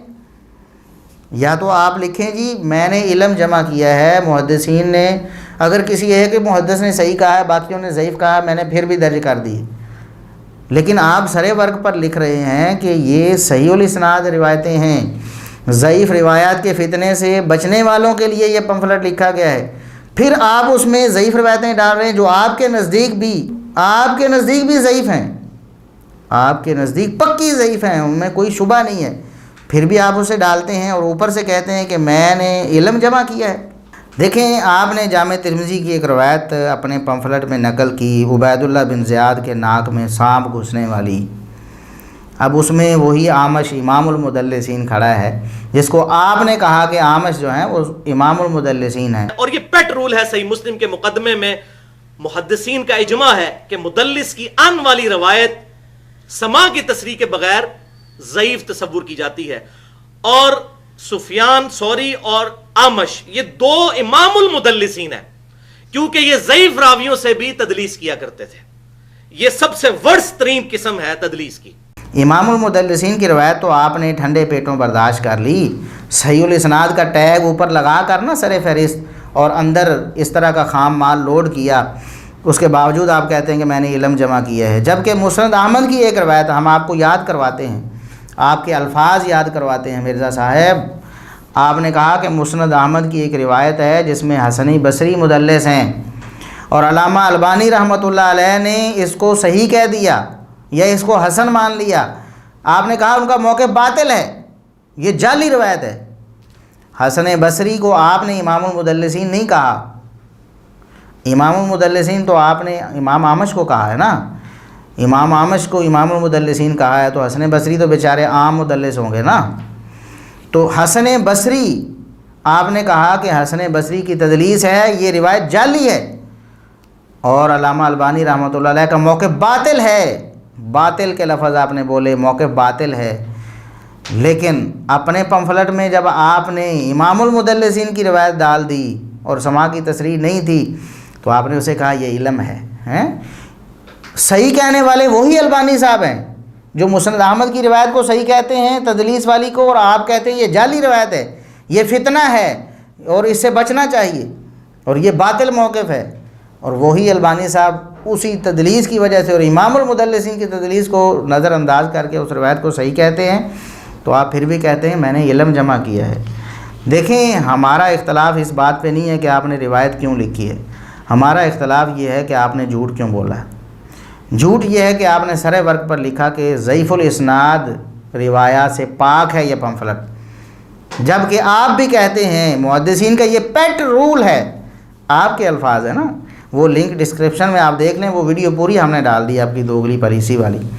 پیٹ رول ہے محدثین کا کہ مدلس کی آنے والی روایت جو ہے وہ کیا ہوتی ہے، ضعیف ہوتی ہے نا، تو آپ مان رہے ہیں کہ روایت ضعیف ہے، پھر اس کو علم کا نام دے رہے ہیں۔ یہ کون سا آپ نے لیکچر لوگوں کو دیا ہے جی ضعیف روایات کے فتنے سے بچنا؟ وہ لیکچر آپ کو خود سننا چاہیے دوبارہ، اور امام مسلم رحمۃ اللہ علیہ کا مقدمہ آپ کو پڑھنا چاہیے، اور پڑھ کر اس کو سمجھنا چاہیے کہ آپ کو امام مسلم جاہل کہہ رہے ہیں۔ آپ نے کہا تھا نا محدثین کو امام مسلم نے جاہل ڈکلیئر کیا ہے، محدثین کو تو نہیں کیا تھا، اس پر تو ہم نے الحمدللہ بعد دلیل بات کی تھی، پورا کلپ موجود ہے کہ مرزا صاحب پر امام مسلم کا مقدمہ، وہ بھی الحمدللہ لوگوں نے دیکھ لیا ہے، آپ کی علمی حیثیت واضح ہو گئی ہے۔ تو محدثین کو تو نہیں کہا تھا، آپ کو تو لازمی کہا نا کہ آپ کو جاہل ڈکلیئر کیا امام مسلم نے، خود آپ کے بقولی کہ جو ضعیف روایات کو بغیر بتائے کہ یہ ضعیف ہے۔ کیوں جی؟ یہ الفاظ آپ کے امام مسلم رحمۃ اللہ علیہ فرماتے ہیں جو بغیر بتائے ضعیف روایت نقل کرتا ہے وہ ایک تو شہرت کا طالب ہے کہ میرے پاس بڑی روایتیں ہیں۔ کیوں جی؟ امام مسلم مقدمے میں یہی فرمایا نا، ایک تو وہ شہرت کا طالب ہے کہ میرے پاس بڑی روایتیں ہیں، 200 روایتیں میں نے جمع کی لی، 72 صحیح الاسناد روایات۔ امام مسلم کے بقول آپ شہرت کے طالب ہیں، اور دوسرا امام مسلم نے آپ کو جاہل ڈکلیئر کیا ہے، اس لیے کہ آپ کو یہ نہیں پتہ کہ ضعیف روایت دین میں فتنہ ہوتی ہیں، اور اس فتنے کو آپ علم کا نام دے رہے ہیں۔ ہٹ درمی تو یہ ہے، ہٹ درمی پر مبنی ہے۔ مرزا صاحب آپ کا رویہ، آپ کو چاہیے تھا کہ آپ اعلانیہ رجوع کرتے، یا تو اپنے پمفلٹ کے شروع سے وہ صحیح الاسناد والی بات ختم کر دیتے کہ ضعیف الاسناد روایت سے پاک ہے، یا پھر وہ روایت نکال دیتے۔ آپ الٹا اس کو کہہ رہے ہیں میں نے علم جمع کیا ہے، اللہ کا خوف نہیں آتا آپ کو؟ کہ جو روایت دین میں فتنہ ہوتی ہے اس کو آپ علم کہہ رہے ہیں، ایک طرف اس کو فتنہ کہہ رہے ہیں، دوسری طرف علم کہہ رہے ہیں۔ عباس رضوی صاحب اگر کوئی ایسی بات کرتے ہیں کہ اعمش کی روایت کو ایک جگہ رد کرتے ہیں، دوسری جگہ اس کو اپنی دلیل بنا لیتے ہیں، تو آپ کہتے ہیں کہ دیکھو جی ان کا یہ حال ہے، اور خود آپ ایک جگہ اس کو امام المدلسین کہہ رہے ہیں اور روایت کو رد کر رہے ہیں، اور دوسری جگہ آپ اس کو پمفلٹ میں درج کر رہے ہیں اور لوگوں کو سنا رہے ہیں، تو آپ کہتے ہیں کہ یہ ٹھیک ہے، یہ علم جمع کیا ہے۔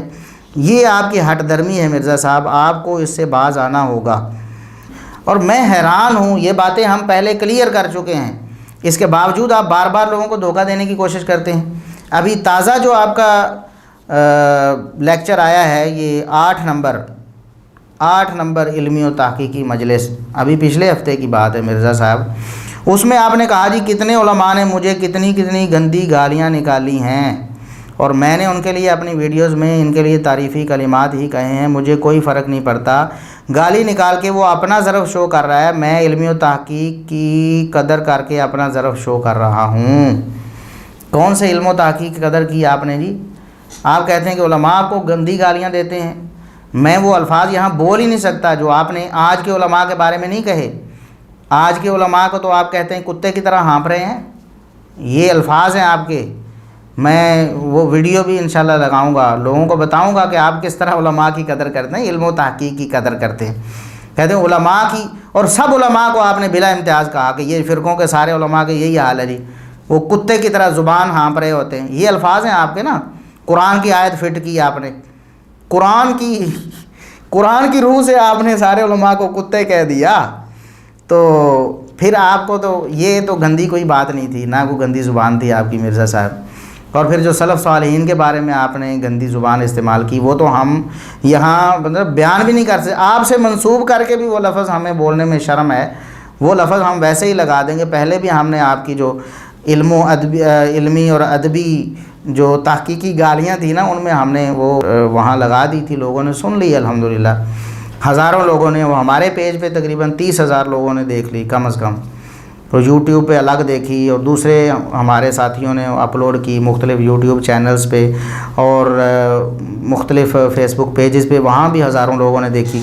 تو علماء کی جو گندی زبان ہے وہ تو ہے ہی، ہم یہ نہیں کہتے کہ علماء گالیاں نہیں دیتے، کئی علماء گالیاں دیتے ہوں گے، لیکن مسئلہ یہ ہے کہ آپ اپنے آپ کو یہ کہتے ہیں کہ میں جناب گالیوں سے پاک ہوں، میں گندی زبان استعمال نہیں کرتا، یہ جھوٹ نہ بولا کریں، جو بات ہے ویسے ہی کیا کریں۔ آپ نے بھی کس پبلک کو آپ دھوکہ دے رہے ہیں مرزا صاحب؟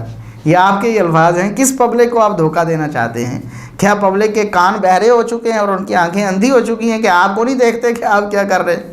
آپ دوسرے علماء پر، آپ تو سلف صالحین کو معاف نہیں کرتے اور ان کے بارے میں اتنی غلط زبان استعمال کرتے ہیں۔ اس کے بعد آپ نے پچھلے 8 نمبر لیکچر میں ہی یہ کہا کہ جی میں نے امام ابن تیمیہ کے عقائد کی کتنی خرابیاں اہل حدیثوں کو بتائی ہیں۔ ہٹ درمی کی کوئی حد ہوتی ہے مرزا صاحب، آپ تو ساری حدیں عبور کر گئے ہیں۔ میں سخت لفظ بولنا نہیں چاہتا، اللہ جانتا ہے مجھے یہ اچھا نہیں لگتا کہ آپ کے بارے میں کوئی سخت لفظ بولوں، لیکن کبھی کبھی مجھے لگتا ہے کہ شاید میں کوئی سختی کر رہا ہوں۔ اب یہ ہٹ درمی ہے نا آپ کی، کتنی بڑی ہٹ درمی ہے کہ آپ کہہ رہے ہیں کہ میں نے امام ابن تیمیہ کے عقائد کی کتنی خرابیاں اہل حدیثوں کو بتائی ہیں۔ یہ کم از کم 2-2.5 سال ہو گئے اس بات کو کہ آپ نے جو الزام لگایا تھا نا شیخ الاسلام ابن تیمیہ رحمۃ اللہ علیہ کا عقیدہ وہ کفریہ عقیدہ تھا، ان کے عقائد میں کفریہ چیزیں شامل تھیں، اور آپ نے دلیل دی تھی وہ حوادث کی، جو ہے نا اللہ تبارک و تعالیٰ سے حوادث کو منسوب کرتے ہیں اور حوادث کی ابتداء کے قائل ہیں۔ تو آپ نے کہا تو یہ تو اللہ تبارک و تعالیٰ کے علاوہ بھی بعض چیزوں کو قدیم کہنا ہے اور یہ تو شرک ہے اور یہ کفر ہے۔ بہرحال وہ علمی بحث تھی، وہ تو ہم انشاءاللہ اس کا لنک اپنی ڈسکرپشن میں ڈال دیں گے، تفصیل آپ وہاں دیکھ سکتے ہیں، لمبی علمی بحث ہے، ہم نے وہ سمجھائی بھی اللہ کے فضل و کرم سے۔ تو ہم نے آپ کو بتایا تھا مرزا صاحب کہ امام بخاری رحمۃ اللہ علیہ انہوں نے اپنی صحیح بخاری میں بالکل، بلکہ اس سے بھی زیادہ صراحت کے ساتھ، ابن تیمیہ رحمۃ اللہ علیہ سے زیادہ صراحت کے ساتھ حوادث کو اللہ تبارک و تعالیٰ کی طرف منسوب کیا ہے، اور خود قرآن سے انہوں نے ثابت کیا ہے۔ اس وقت بھی ہم نے بتایا تھا، یہ ابھی آپ سن لیں امام بخاری رحمۃ اللہ علیہ کا عقیدہ کیا، اور آپ خود کہتے ہیں کہ جو تبویب ہوتی ہے نا، چیپٹرائزیشن، وہ امام کا عقیدہ ہوا کرتی ہے۔ امام بخاری رحمۃ اللہ علیہ کا عقیدہ کیا ہے؟ باب قول اللہ تعالی کل یوم ہوا فی شأن، اور آگے یہ سورہ الرحمن کی 29 نمبر آیت تھی، اور آگے سورہ انبیاء کی 2 نمبر آیت، وما یأتیہم من ذکر من ربہم محدث، محدث کا لفظ حادث، اور وقولہ تعالی لعل اللہ یحدث بعد ذلک امرا، سورہ طلاق آیت نمبر 1، اس میں بھی حدث کی نسبت اللہ تبارک و تعالیٰ کی طرف کی گئی۔ اور امام بخاری رحمۃ اللہ علیہ فرماتے ہیں وَأَنَّ حَدَثَهُ لَا يُشْبِهُ حَدَثَ الْمَخْلُوقِينَ، کتنے صریح الفاظ ہیں امام بخاری رحمۃ اللہ علیہ کے کہ اللہ کا حدث ہوتا ہے، قرآن سے ثابت ہے، آیات پیش کی امام صاحب نے کہ قرآن سے ثابت ہے کہ اللہ تبارک و تعالیٰ سے بھی کچھ حوادث لاحق ہیں، لیکن وہ حوادث وہ نہیں جو مخلوق والے حوادث ہوتے ہیں۔ مخلوق والے حوادث جو ہیں وہ اور ہوتے ہیں، اللہ تبارک و تعالیٰ کے حوادث اور ہیں۔ مخلوق کے جو حوادث ہوتے ہیں وہ مخلوق ہوتے ہیں، ان کی ابتدا نہیں ہوتی، وہ تو بعد میں پیدا ہوتے ہیں نا۔ ابتدا مخلوق کے حوادث اور ہوتے ہیں، مخلوق کے حوادث کی ابتدا ہوتی ہے بعد میں۔ اللہ تبارک و تعالیٰ کے حوادث ان کی ابتدا نہیں ہوتی، وہ تو ہمیشہ ہمیشہ سے ہے نا۔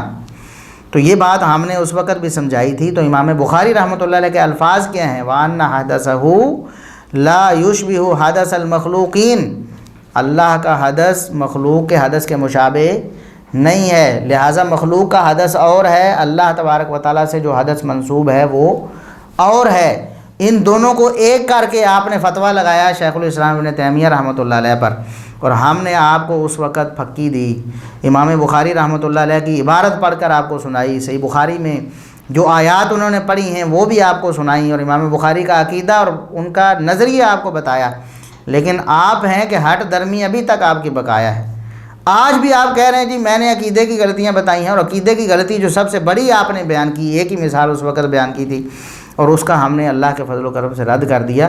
اب یا تو امام بخاری رحمۃ اللہ علیہ کو آپ کہیں نا کہ ان کے عقائد کفریہ تھے، تو یا شیخ الاسلام ابن تیمیہ رحمۃ اللہ علیہ پر جو بہتان آپ نے لگایا اس پر اعلانیہ رجوع کریں آپ کہ میری غلطی تھی، میری نادانی تھی، میری کم سمجھی تھی کہ میں نے ایک بات کو سمجھے بغیر ان پر ایک الزام لگا دیا۔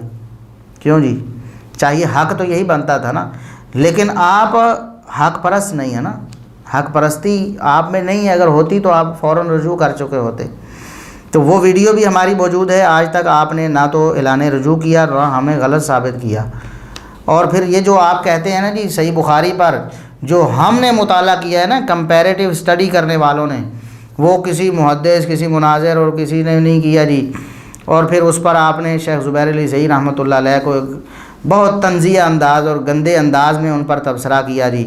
شیخ زبیر علی زئی رحمہ اللہ تعالی، میں نے ان کو ایک دفعہ فون پہ کہا کہ صحیح بخاری میں 4108 نمبر حدیث ہے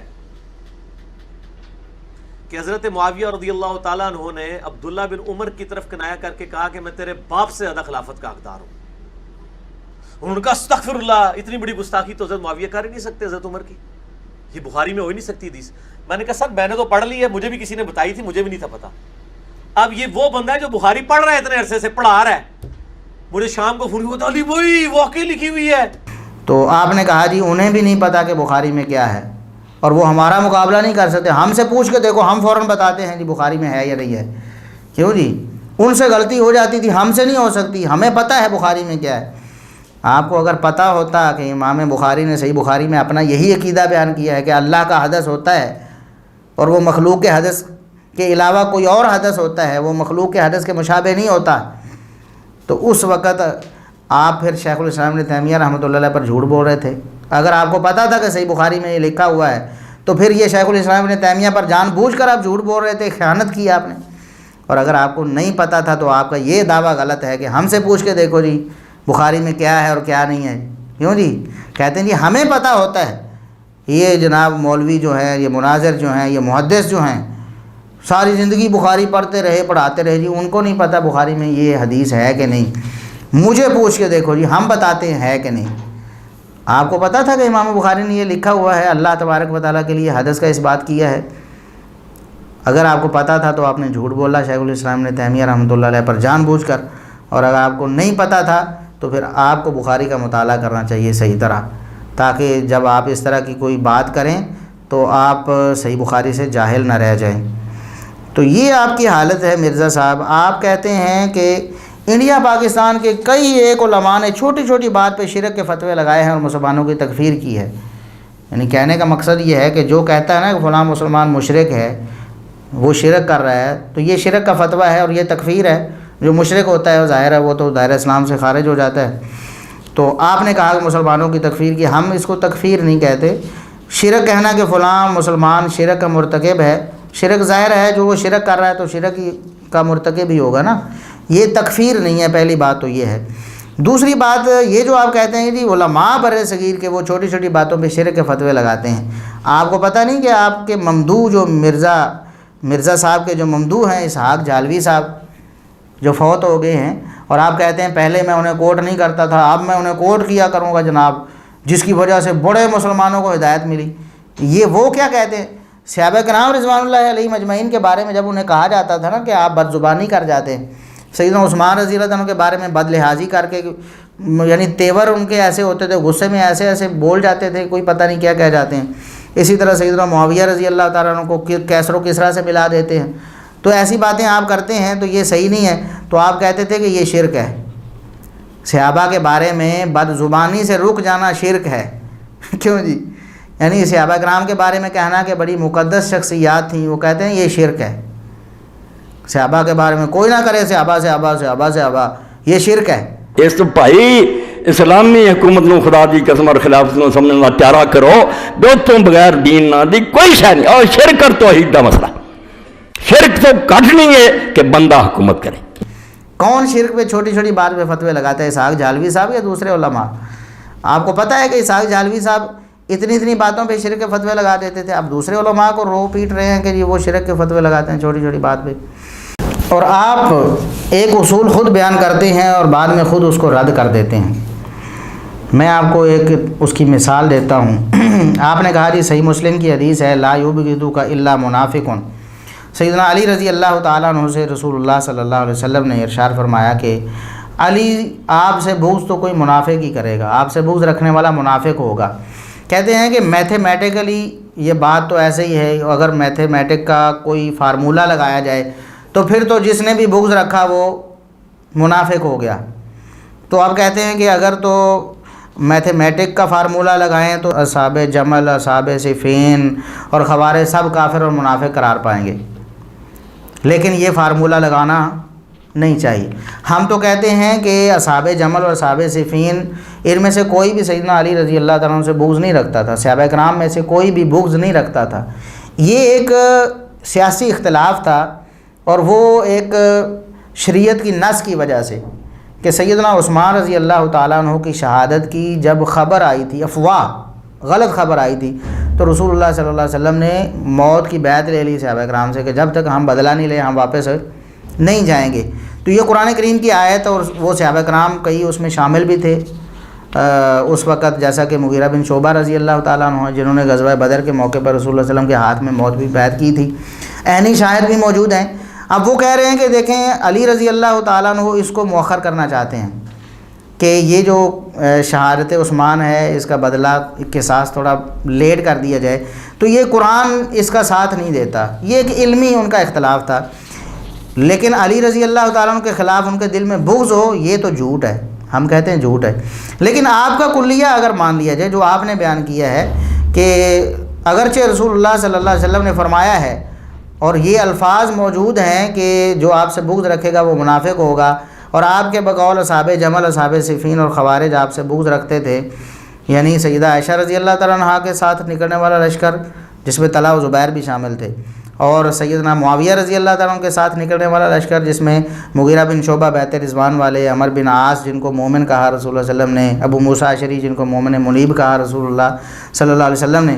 تو آپ کے بقول وہ بغض رکھتے تھے، آپ کے بقول وہ بغض رکھتے تھے. لیکن آپ کہتے ہیں کہ میتھمیٹک جو فارمولہ ہے وہ نہیں لگانا، کسی کو منافق نہیں کہنا، یعنی نفاق والی ایک بات تھی لیکن وہ منافق نہیں ہوئے. ہم آپ سے یہی پوچھتے ہیں مرزا صاحب، آپ نے ہمارا مقدمہ خود ہی لڑ لیا ہے، خود ہی ہمیں آپ نے جو ہم نے جواب آپ کو دینا تھا آپ نے خود ہی اپنے آپ کو دے دیا. جب حدیث میں آتا ہے کہ عمار کو تقتل الفئۃ الباغیہ، آپ کو باغی گروہ قتل کرے گا، اس وقت آپ میتھمیٹیکل فارمولہ کیوں لگاتے؟ جس طرح سیدنا علی رضی اللہ تعالیٰ عنہ سے بغض رکھنے والے، جو آپ کے بقول بغض رکھتے تھے، ہمارے بقول تو صحابہ میں سے کوئی بغض نہیں رکھتا تھا، آپ کے بقول جو بغض رکھتے تھے ان کو منافق نہیں کہا جا سکتا، حالانکہ حدیث میں منافق کا لفظ آیا ہے کہ علی سے محبت نہیں رکھے گا مگر مومن، علی سے بغض نہیں رکھے گا مگر منافق، تو میتھمیٹیکل فارمولے میں تو بالکل ٹھیک ہے، لیکن کیا کوئی جرت کرے گا کہ اصحاب جمل کو یا اصحاب صفین کو یا ایون خوارج کو بھی کافر اور منافق کہہ دے؟ اسی طرح ہم کہتے ہیں کہ فئہ باغیہ کا لفظ آیا ہے لیکن ان صحابہ کو باغی نہیں کہا جائے گا، اگر باغی کہا جائے گا تو پھر میتھمیٹک فارمولہ لگے گا، ٹھیک ہے، جو کہ لگانا آپ کے نزدیک بھی درست نہیں ہے۔ بس اتنی سی بات ہے، وہ ہم آپ کو سمجھاتے تھے، اب آپ نے خود کر دی ہے، اللہ کے لیے آپ اس پر غور کریں۔ جس طرح علی رضی اللہ تعالیٰ عنہ سے بغض رکھنے والے آپ کے بقول منافق نہیں ہیں، ہم تو کہتے ہیں صحابہ میں سے تو بغض رکھتا ہی کوئی نہیں تھا نا، تو آپ کے نزدیک بغض رکھنے والے حالانکہ حدیث میں لفظ منافق کا ہے وہ پھر بھی منافق نہیں ہیں، تو پھر حدیث میں لفظ جو باغی کا آیا ہے، اہل سنت میں سے تو کسی نے نہیں کہا کہ معاویہ باغی تھا، کیوں جی؟ اس طرح کہا، لفظ عربی میں بولا فیہ باغیہ، یہ ایک لغوی اعتبار سے تھا کہ جنہوں نے خلیفہ وقت کی بات نہیں مانی اس سے اختلاف کیا ہے، بس اس کا یہ مطلب تھا۔ آپ اردو میں بھی کہتے ہیں کہ وہ باغی ہیں باغی ہیں باغی ہیں، تو آپ کے اس فارمولے کے تحت خود آپ کے مقدمے کے تحت سیدنا معاویہ رضی اللہ تعالیٰ عنہ اور ان کا لشکر باغی نہیں ہے۔ خبردار آپ نے کبھی ان کو باغی کہنے کی کوشش کی، یہ بہت بڑا جھوٹ اور بہتان ہوگا۔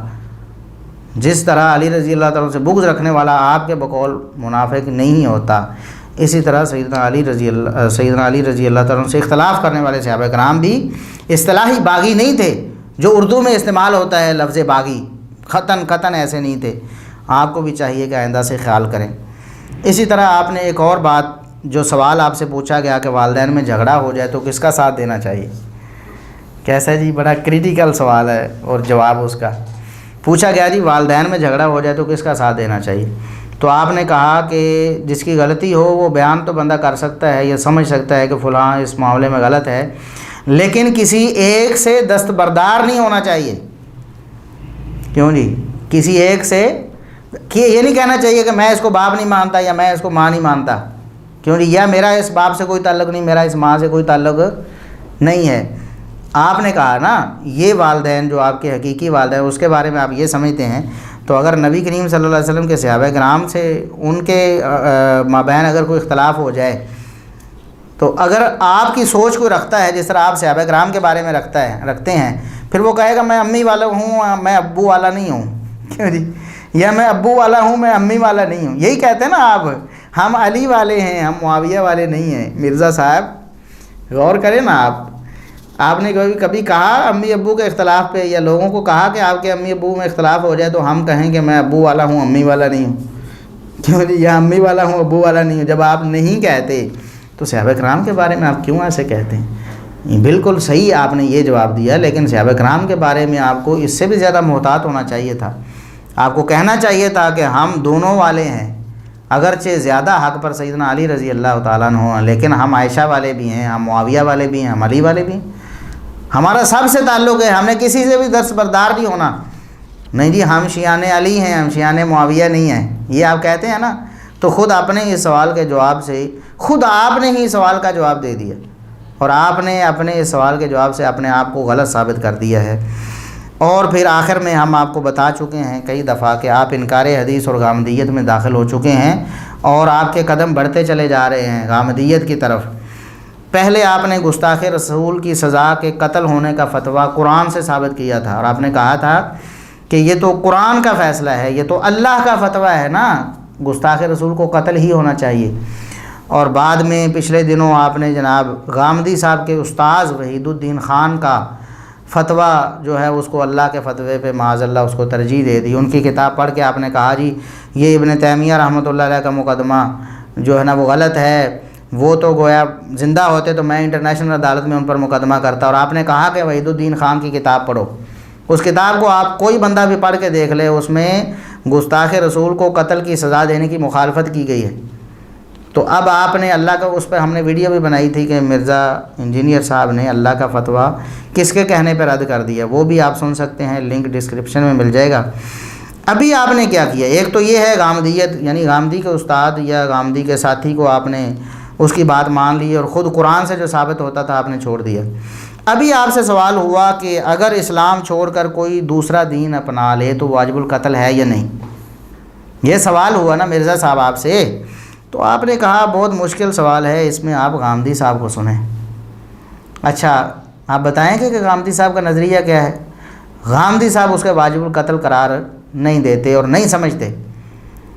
اب آپ ان احادیث کا کیا کریں گے مرزا صاحب؟ اگر غامدی صاحب کی بات آپ مانتے ہیں، صحیح بخاری میں امام بخاری رحمۃ اللہ علیہ نے باب کام کیا ہے کہ باب حکم المرتد والمرتدہ، مرتد ہونے والا مرد ہو، اسلام چھوڑ کر کوئی اور دین قبول کرنے والا مرد ہو یا عورت ہو، اس کا حکم کیا ہے۔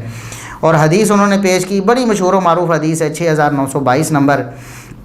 سیدنا علی رضی اللہ تعالیٰ عنہ نے ایسے ہی لوگوں کو زندہ جلا دیا تھا، جنہوں نے دین اسلام کو چھوڑ دیا، اس سے انحراف کیا، انہوں نے ان کو جلایا۔ تو سیدنا عبداللہ بن عباس رضی اللہ تعالیٰ عنہ نے فرمایا کہ نبی کریم صلی اللہ علیہ وسلم نے منع کیا تھا جلانے سے، یہ تو اللہ کا عذاب ہے جلانا، تو یہ جلانا نہیں چاہیے تھا۔ اللہ کے رسول صلی اللہ علیہ وسلم نے یہ فرمایا تھا کہ من بدل دینہ فاقتلوہ، جو اپنا دین بدل دے، اسلام چھوڑ جائے، اس کو قتل کر دو۔ یہ حدیث واضح صحیح بخاری میں موجود ہے۔ اسی طرح صحیح بخاری میں دوسری حدیث یہ 3017 نمبر پہ بھی موجود ہے، اور صحیح بخاری اور صحیح مسلم میں ایک حدیث موجود ہے، صحیح بخاری میں 6878 نمبر ہے اور صحیح مسلم میں 1676 نمبر ہے انٹرنیشنل نمبرنگ کے مطابق، کہ نبی کریم صلی اللہ علیہ وسلم نے فرمایا کہ کسی مسلمان کا خون حلال نہیں ہوتا جو اللہ کی توحید کی گواہی دیتا ہو، رسالت کی گواہی دیتا ہو، مگر 3 کام اگر اس سے ہو جائیں تو اس کا خون حلال ہو جاتا ہے، پھر اس کے خون کی حرمت نہیں رہتی، وہ واجب القتل ہو جاتا ہے۔ ایک تو شادی شدہ زانی ہے، اور دوسرا جس نے قتل کیا ہو قصاص میں، اگر وہ قصاص لینا چاہیں وارثہ تو پھر اس کو قتل ہی ہونا پڑے گا، اور تیسرا جو اسلام چھوڑ جائے، والمارق من الدین، یہ الفاظ صحیح بخاری میں ہیں اور صحیح مسلم میں ہیں، التارک الاسلام، اسلام کو چھوڑ جانے والا بھی واجب القتل ہے، یہ دوسری حدیث ہے۔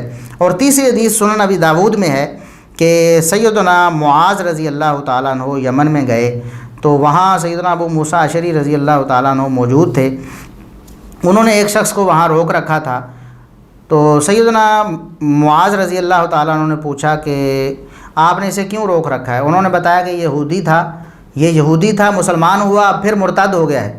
تو سیدنا معاذ رضی اللہ تعالیٰ عنہ نے فرمایا کہ میں اپنی سواری سے اس وقت تک نہیں اتروں گا جب تک اس کو قتل نہ کر دیا جائے، یعنی یہ واجب القتل ہے، فوراً اس کو قتل کر دیا جائے۔ یہاں یہ بات ذہن نشین رہنی چاہیے کہ واجب القتل کوئی شخص ہو جائے، گستاخ رسول ہو یا پھر یہ اس طرح یہ مرتد ہو، اس کو سزا دینا اسلامی حکومت کا ہی کام ہے، یہ افراد کا کام نہیں ہے۔